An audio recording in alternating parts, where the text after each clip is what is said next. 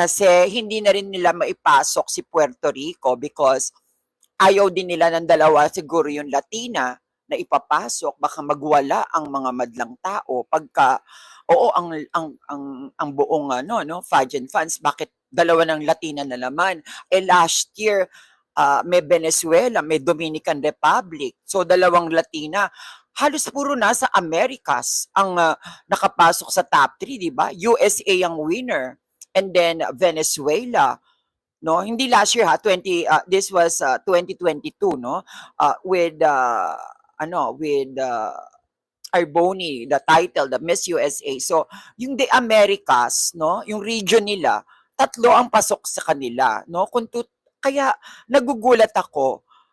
Siguro kung if ever ipasok naman nila si Antonia o si Michelle, deserve naman ng dalawa, no? Kahit papaano, no? Kung deserve ni Antonia, mas deserve ni Michelle Dion.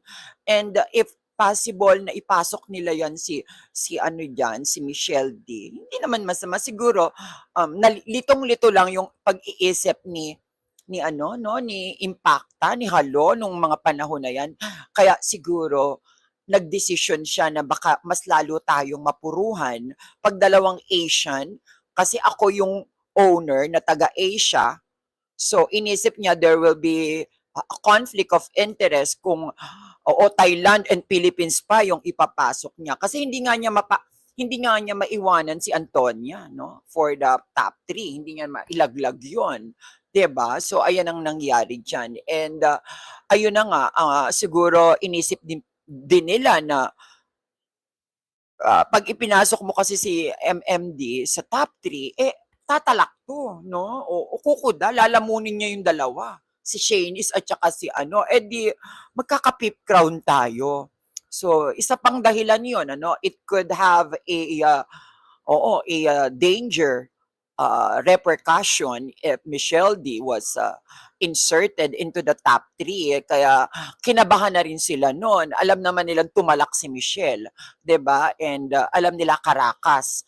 So ayun ano, kaya parang intentional talaga yung pagkakahila kay Michelle. And I think nagsuffer ng husto rito si Michelle. Oo, she suffered a lot, kaya naman the blessings no keep on going even up to this day. She was been chosen to be no, talo niya pa Miss Universe, yung mga nanalo ng Miss Universe, to be one of the chosen models of the One Management, no, from New York modeling agency, no, yung isa sa mga award-winning model agency dyan sa New York. Kinuha si Michelle din na kahit Miss Universe ka pa, they will never hire you as a model. Kaya ito ay piling-piling-piling-pili lang, no, ng mga models. Anyway, the blessing keeps coming. Kaya naman, anyway, it's okay na rin. Kahit balikan pa natin yung nakaraan, it's over na. Pero yung sinasabi mong, ginagamit na naman ng Pilipino for that, well, eto yan guys, no? Kahit naman sabihin nilang i-promote ang mga Pinoy dyan, it's still,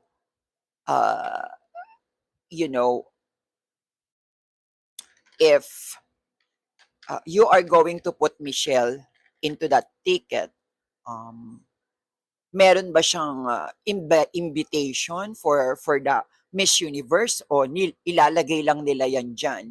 Kasi what's the point of putting Michelle there if she will not be participating as one of the host or one of the of Miss Universe?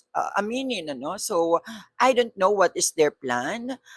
Kasi kung iyan ay pagpapabida lang para manumbalik ang loob ng mga Pilipino, I don't think this will work.